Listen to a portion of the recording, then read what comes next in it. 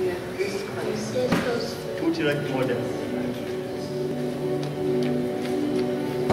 This close to making history. We are this close. We are this We are close. this close. This close to changing the world.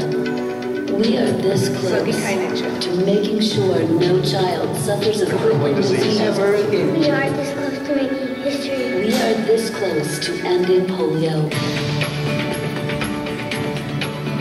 Because we are this close to ending polio. We are this close to ending polio. We are this close. to changing the world. These things All we need you Is you. is you. We are this close. This close.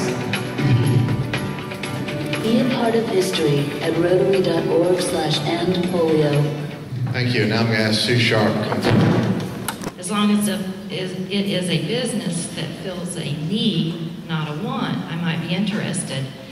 And then we entertained more conversation. I made it emphatic that I wasn't going to say, would you like fries with this order? No disrespect to those that may serve fries with this order, but that having been said, we bought the home medical business. And through that, it has really enriched our lives unbelievably. And it's mainly because of customers like David Jones.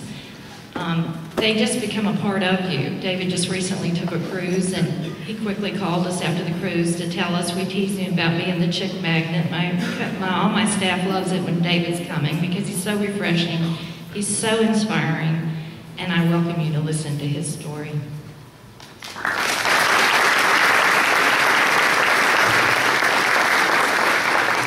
Good afternoon. This presentation today is brought to you by Sue Sharp and Mobility Express and by the grace of God, without which I wouldn't be here. I'm honored to have some people from my church here today. I'm in a small group. I'm sure some of you are in small groups in your churches, and our small group supports our members wherever we are and wherever we go, and we go. I'm honored to have my two boys here today, Scott and Mark. God saw fit to give me boys because when you have a disability, there they are. God saw fit to give me boys because when you have disability, you find out on occasion you need a strong arm or two, and they have been that for me. I don't have a lot of time, but I'm going to give you as much as I can because I've got a long and varied and eventful story. Born in Rome, Georgia, 1945, was healthy, was happy, living in the country, raising chickens and doing all the things that boys do in the country, fishing in the fishing hole and swimming in the creek. At one point, we lived near Berry College in Rome. Anybody knows where that beautiful place is? The most beautiful campus in the world, as a matter of fact. And Dad decided to move us to town because the county schools and the city schools were very different. And he thought moving to the city with an older brother and older sister that I have would be beneficial for our education, and we came. After moving into the city, one night Dad and I were at home in 1952, which, by the way, was the largest single year of the polio epidemic. And I stood up to walk across the living room floor. We didn't have TV or any of that stuff in those days. And I started upstairs to my room, and I fell all the way down the steps. Dad came, picked me up, and he says, "What's wrong?" And I said, "My legs don't work anymore." So he touched me and he said, "You're burning up, and when you get polio, you have a fever like no fever he's ever had." It's probably 103, 104. He carried me up, put me on the bed. This is middle of summer. He covered me with blankets because I was freezing to death, and he called the doctor. In those days, doctors made house calls. Our family doctor came, and he diagnosed me properly. Many people were and still are misdiagnosed. They had polio and didn't even know it. I had such a severe case, there was no question, and fortunately my doctor diagnosed it properly. Then they took me to the hospital. I was very fragile and very much in danger of losing my life. They realized quickly, a lot of cases were in Rome, they realized they needed more help, so they brought me to Grady in Atlanta, Even in 52, Grady Hospital was, even in those days, a trauma center. They brought me to Grady, they put me in a ward because we were isolated. It was extremely contagious. The interesting part, neither my older brother, sister, mom, or dad, or anybody in my family got polio. That's interesting. Where did I get it? Good question. It's normally transmitted by contaminated water or areas. We had been at a family picnic at a lake outside of Rome. They assumed that maybe a child had been in the lake, maybe soiled their diaper, and the virus was in that contaminated water, and that's how I got it, and the virus incubated. What did it do? It left me paralyzed. It attaches the anterior horn cells that transmit electrical impulses to the muscles. The muscles don't get stimulated, they atrophy. They atrophy, you become paralyzed. By the time I got to Grady, I was paralyzed, and all I could do was move the fingers of my right hand in a ward full of people that had polio and were in a situation similar to me. Some didn't make it. At one point, I stopped breathing. A nurse noticed that I had turned blue, thought that was abnormal. I was not a smirk. They summoned help, and they did not have room to take me to the OR, which was their choice, but they moved everybody out of the ward. A doctor came in with a scalpel, apparently unsterilized, and proceeded to cut through my trachea and open up an airway. Saved my life. The amount of infection I got out of that incision went for long and hard, but then I recovered, and I was sent to the good place to be sent to in those days. I was fortunate in living in Georgia. Not great schools, not great roads, not great a lot of things, but the best treatment center in the world, Warm Springs. I went to Warm Springs at age 6, and imagine at age 6 being away from your family for 9 months. So there I was 9 months, and they treated me well. They treated me like family because that's what people did in those days. I had some of the very top doctors in the entire United States of America. A Dr. Bennett, who was world-renowned. And what in the world would my parents do, working class people, with a brother and a sister at home, but who stepped in? March of Dimes. March of Dimes said, we got you covered. And you know what? They did. 9 months. When I arrived at Warm Springs, it was kind of an interesting story. The doctor turned to my mom and he said, there's a distinct possibility your son is never going to walk again. I never forget, my mom turned to him and said, there's 2 or 3 things you don't know. One of them is you don't know us. The other one is you don't know him, according to me. And the other one is you don't know our faith. 9 months later, I walked out.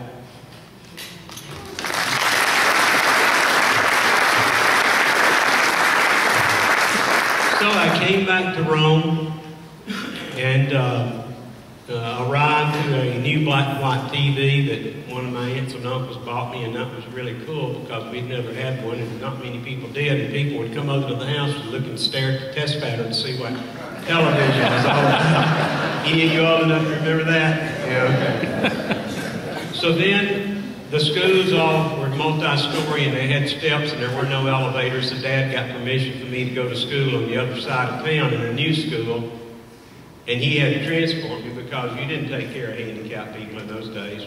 Sometimes you put them in a closet. My mom and Dad decided not to do that. Every now and then I would say, I can't. And my dad said, can't, never could. Can't, never will. We're better than that. So my dad would take me trick-or-treating in a wheelchair. He would, I remember one night he rolled me up on a lady's porch. She opened the door and she said, David, and I was devastated because I thought I had the coolest costume on the planet. How did she know?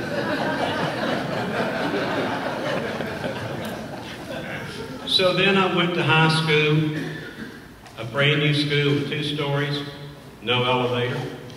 Finished high school and was involved with the athletic program that I could keep the score books and do some of that kind of things. Actually lettered, you know, in high school I lettered in baseball, but being a statistician, I couldn't even pronounce it or spell it.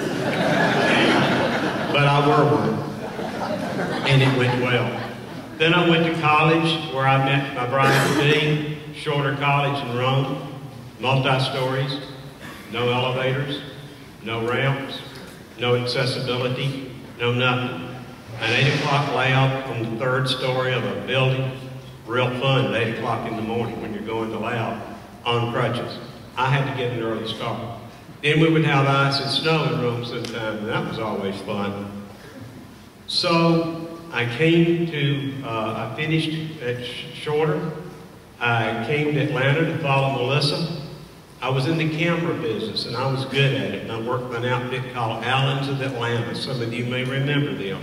They were the biggest dealer in Atlanta, and I was managing stores for them, of all places, on Roswell Road. How about that? We know about that. So then I got married, and we lived here, and I was working retail and on my feet all day, and I'm getting weaker and weaker because polio leaves you devastated. I went from totally paralyzed with the ability to ambulate on crutches and braces. If you want to figure that out, I've been on braces and crutches for 60 years, over 21,000 days. It's a lifelong sentence. Many of you have been on crutches. You've done stupid stuff. You've broken ankles. You stepped off a curb. I've heard it all. You've heard it all. But you get over it and you go on your way. And it hurts. But it doesn't hurt for 60 years. So I got tired of being on my feet, and I interviewed with a company, and they liked me, and I went to work for a company called 3M Company. What a wonderful corporation. So people say, what do they do? What don't they do? And they do it well. Scotch tape among 50,000 other items. So I went to work with 3M. I wish you could have seen the medical exam they gave me at the time of deciding whether or not to put me in their medical program. It was thorough, and they accepted me as I was. So then, for the rest of my 35-year career, 3M bought the shoes, bought the braces, bought the crutches, and helped me out. It let me have a wonderful career. During that period of my marriage, we were blessed to have 2 boys, raised those 2 boys. We chased down, like most of you probably chasing the swim teams and chasing the soccer and chasing the basketball. And she would go one way and I would go the other, trying to keep up. But I was determined that my boys were going to be there, and I was out there at 7 in the morning on that soccer field, freezing my braces off. I laughingly used to tell people, what's going to happen in the wintertime, David? I said, you can do what you want to. I'm changing my braces to winter weight oil. I was fortunate enough with 3M and other opportunities to travel a lot. I went to Greece. I climbed the Acropolis on crutches. I get to the top, and there's the Parthenon, 2,000 years old, and difficult to get into. And a bunch of guys with me on the trip from 3M said, bro, do you want to be inside the Parthenon? I said, this is my only chance. They said, let's go, gang. And a group of them surrounded me, and they put me up in the Parthenon, and I stood in there, and what a day. I've been to South America. I've stood on top of Sugarloaf Mountain in Rio de Janeiro, Brazil. I've been on the beach at Ipanema. Yes, they play topless volleyball there. Of no interest to me. But my wife wanted to see it. I have been to Europe. I have been all over Europe, and I have had a wonderful time doing it. And then a friend of mine called me one night. He says, David, turn on channel 2, and hung up. I did, and they were talking about a story in Winter Park, Colorado, of skiing. He said, we're going. I said, you're crazy. He said, my craziness has nothing to do with it. We are going to Colorado. I went to Colorado, and after 3 days on braces and crutches, I went down to Big Mountain. You know how scary it is. My instructor turned to me, and he says, what do you think? And I said, well, I can't break a leg.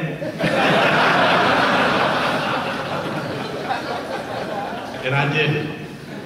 And I rode snowmobiles. There's something I need to confess to you, and that is I have been in prison.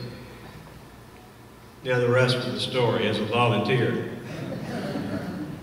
I go into prison ministry, and some friends of mine say, we want you to go into this prison, and you have to go through this, that, and the other. So I go up to Hayes State Prison, and there's a sally port outside the prison.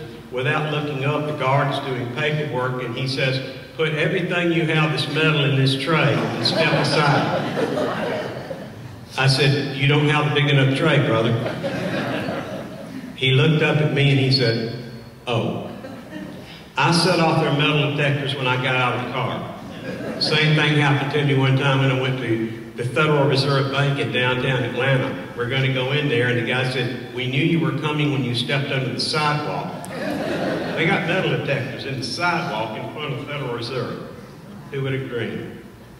So I went into prison ministry and did some of that, and people there were impressed that a handicapped guy would go into prison and give them encouragement that I needed to, because people had given me encouragement.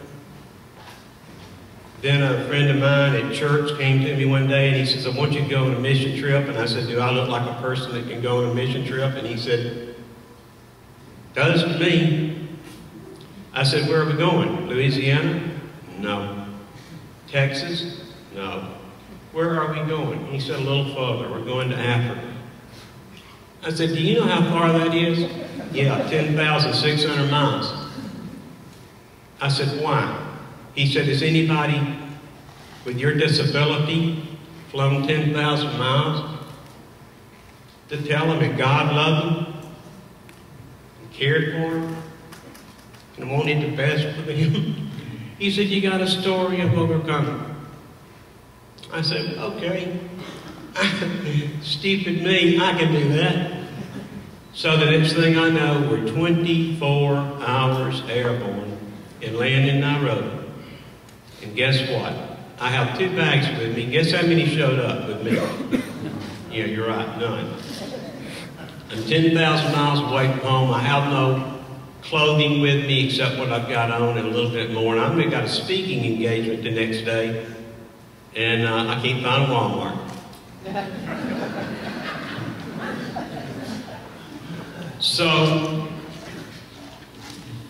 I went there and I witnessed to those people, and they have not forgotten it, and neither have I. And I just had the fellowship with one of those brothers this very week who came here and said, David, thank you. Thank you for encouragement. Thank you for overcoming polio. Thank you for the people all over the world who are in Rotary, who are trying to make a difference, and there's no nobler cause that you can take on ever, and let's hear it for the Rotary.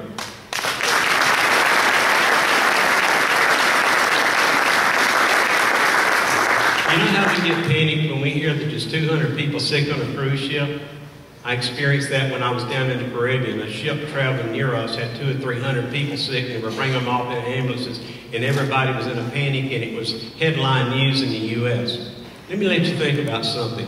When I had polio, 4,500 people a month. 4,500 people a month. Imagine what our nation was going through, and they died by the hundreds, and they were permanently disabled, and they were put in our lungs, and they continued to die. 4,500 a month. Imagine the panic. Then the salt, then saving, doing research, probably the most untested drugs in the history, and they're going to inoculate millions of people, and they've got their fingers crossed, and they were not sure. Would it kill them, or would it save them? It did mostly save them. And today, you're close to eradicating polio from the face of the earth. Last year, 649 confirmed cases, probably more because you can't get to the outback. You can't get to the outback. Imagine that, and the expense of caring for these 4,500 people. And I ended up in the best treatment center in the world at Warm Springs. How many this year? About 16 to 18 cases of polio. Where does it still exist? Afghanistan, India, Pakistan, Nigeria. India hasn't had a case in a year. They're about to take it off the list. Why do we have these outbreaks? Poor sanitation. Do we continue to have them? We do. What has Rotary done? $1 billion in revenue raised.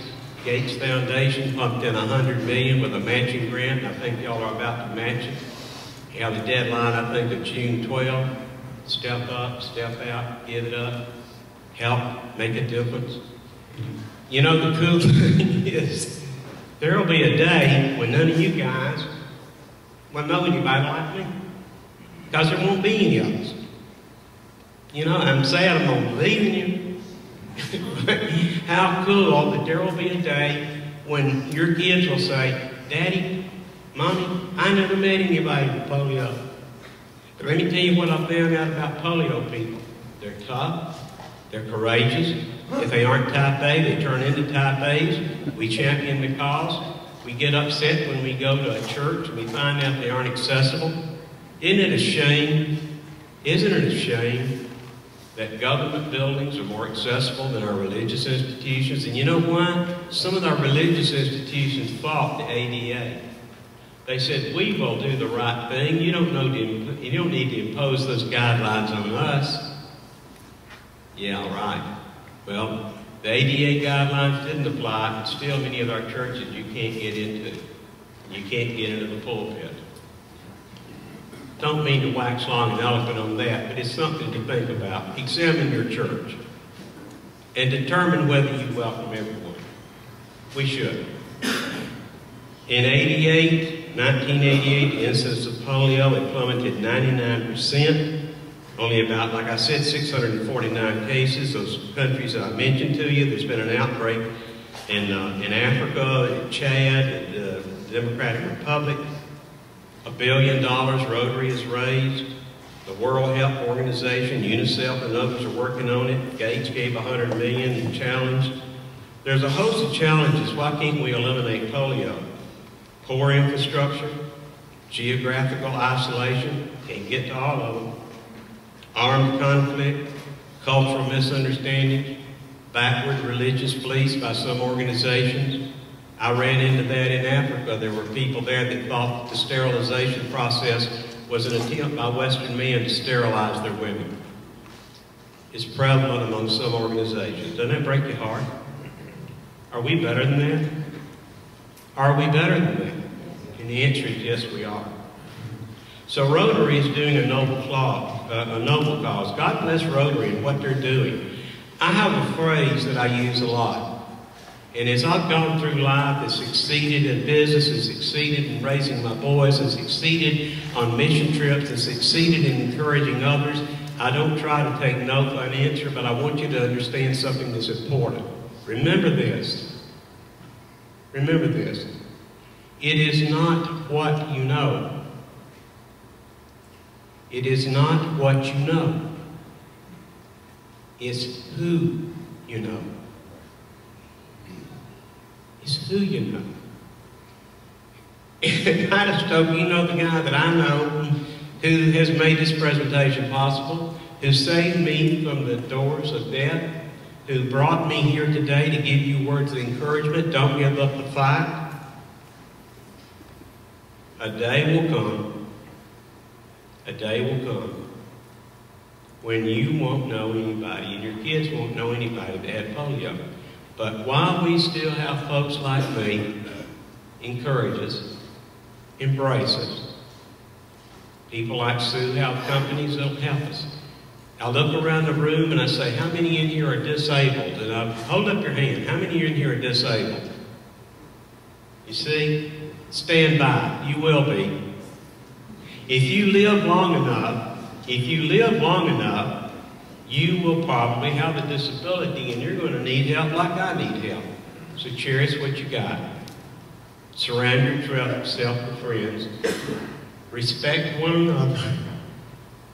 If you've got a family member that you aren't speaking to, get over it. Mend the fence. Bridge the gap. I've seen grown men on their knees crying like babies because they had a son or daughter they hadn't spoken to in 10, 15, 20 years. Get over it. Embrace your faith. Embrace your family. If you've got any questions and we've got any time, I'm open to them.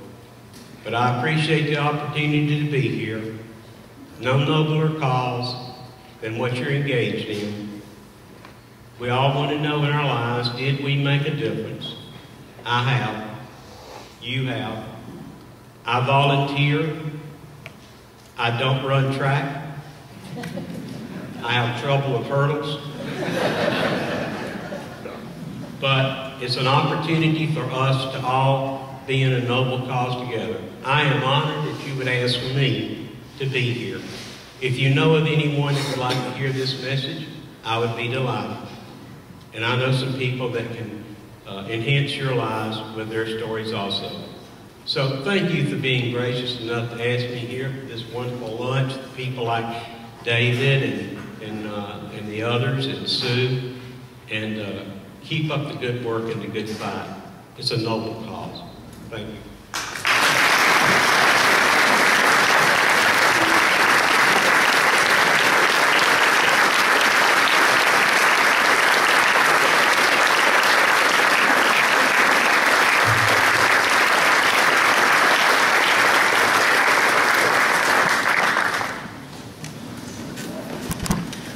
I would entertain questions if anybody has any.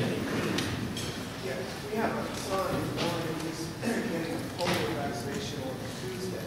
Yes. And I'm just curious how effective that is against garden. The polio vaccine is amazingly effective. The interesting thing is you don't have to get to 100%, but you have to get to a lot, because, 100% is probably not practical except in a country like our country. The vaccine is essential, because look at me. He could have 60 years of this if he doesn't get vaccinated. Now, there are people who are afraid of vaccines. I better not say what I think about that. But don't be afraid of modern medicine. Yes, ma'am.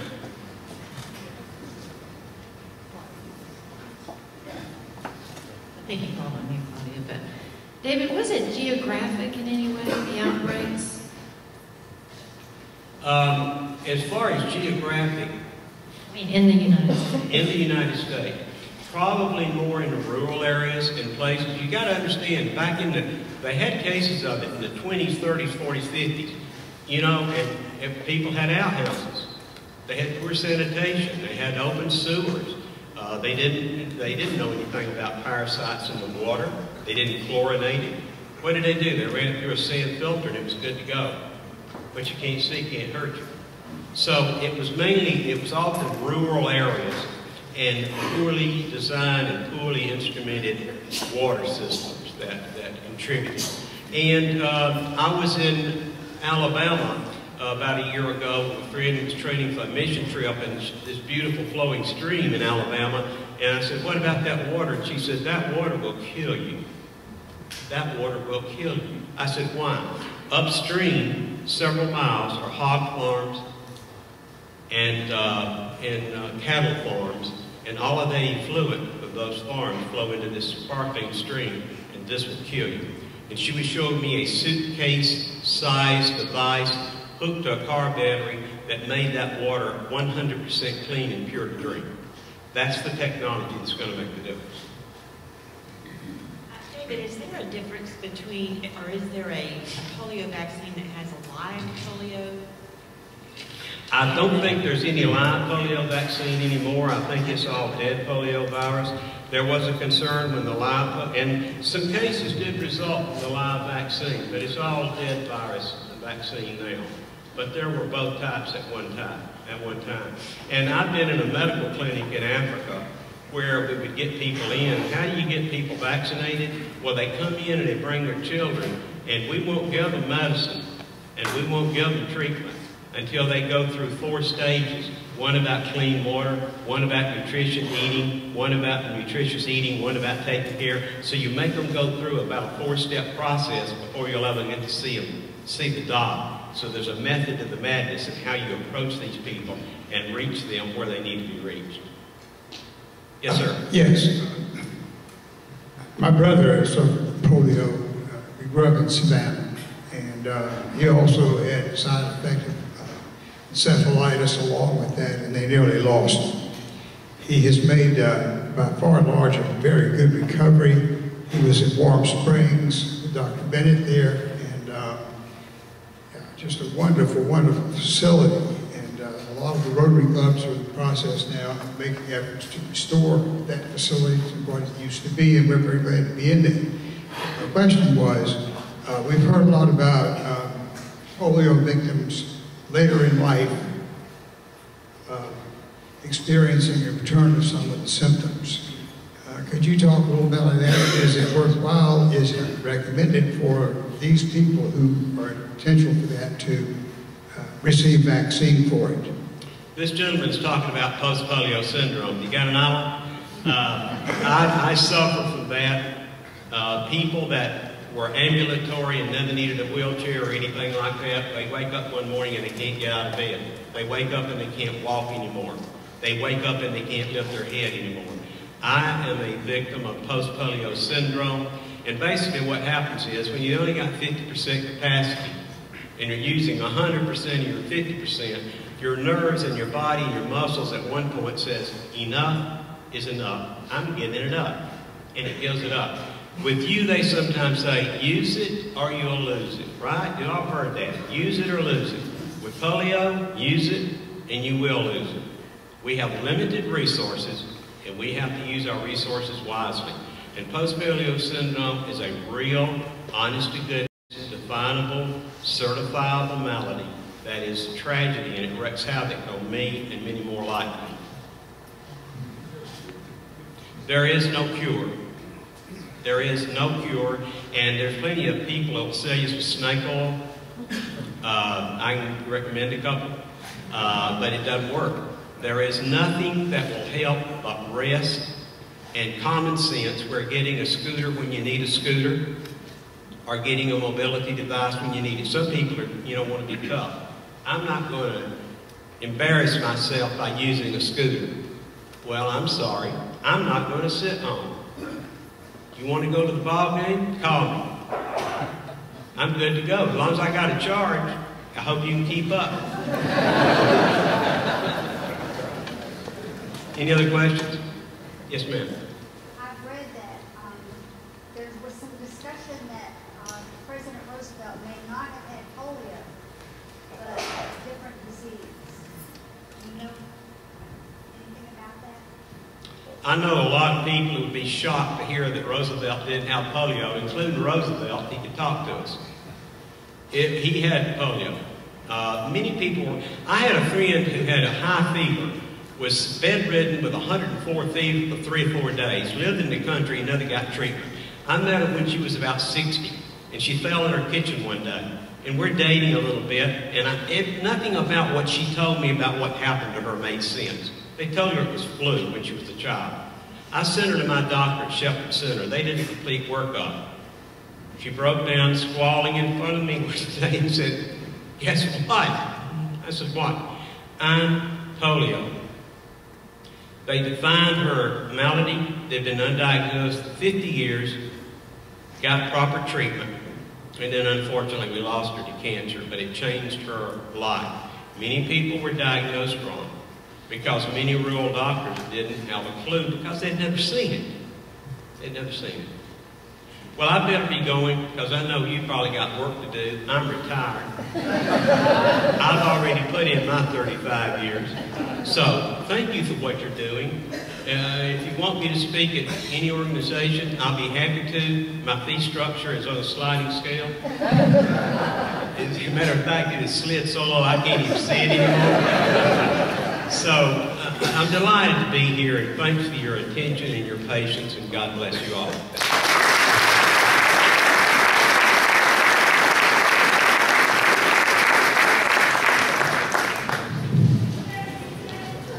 Thank you, David, for being here. And a lot of times we talk about the foundation and we wonder what it goes to, but this is what it goes to, polio. And for Rotary to get behind this is just incredible, and your courage and what you've done to spread the word on how to help with this disease. I appreciate that, and appreciate Sue getting you to come here. It was an honor to meet you, and we're delighted to have you here. But that's what the foundation is all about. We talk about it, sometimes we just talk about money and it kind of goes over our head, but when you see the real stories, that's what impacts us here. So I appreciate you being here. And now we've got a little raffle. We're going to do a little gambling.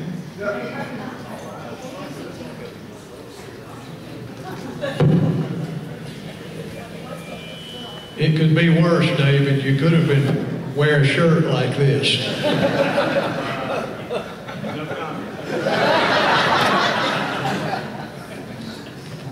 Very, very moving. Thank you. Thank you.